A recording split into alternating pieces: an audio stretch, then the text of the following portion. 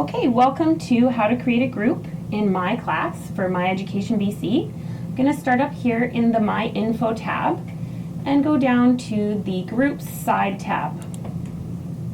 You can see I already have a couple groups that I've created, and I'm going to walk you through now how to create a group.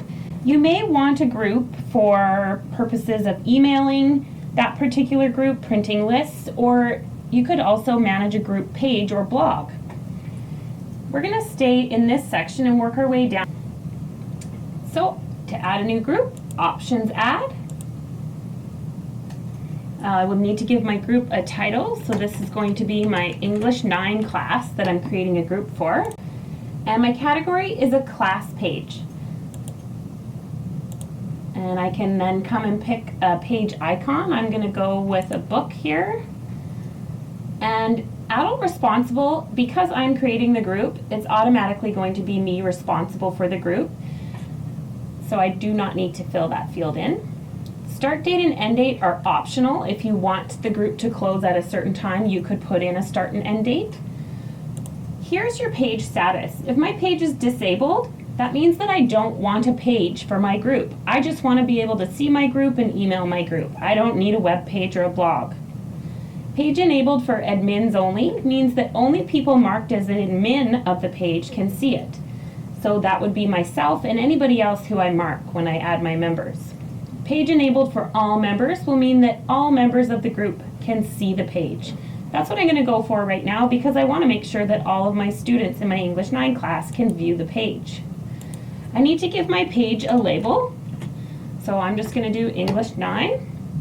And I'm going to enable logging. That means that I can see which students have logged in and checked the page. So I know who's keeping up to date on their readings that I've posted there, for example. I'm going to click Save. Now I've entered my details, I can go down to the next step, which is Members. Again, Options Add.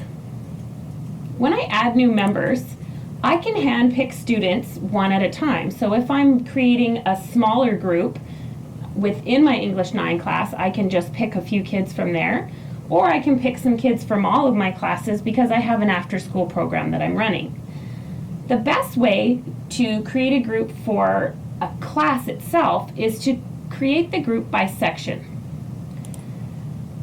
This means that when I check this box, I'm going to use this course code to determine who's in my group. All of the kids who are currently registered in that course will be there, and if any students withdraw or enroll in the course, it will automatically update that for me.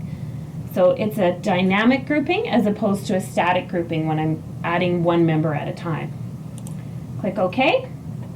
Now I've added all of these members to my group, and if I wanted to see more specific list, I can click on People, and yes, those are all of my English 9 kids. I can then go down here to Events if I would like and add an event. This may be a field trip that your class is taking. Once you add an event in here, it will show up on your students' calendars, so all of the members of that group will see that event on their calendar when they log in.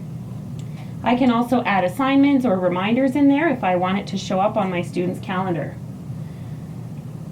We're not going to get into the page tabs and page access from this view. There's a much easier way to do it, and we'll cover more on that in the video on managing your page. And that's how to create a group, add members, and events.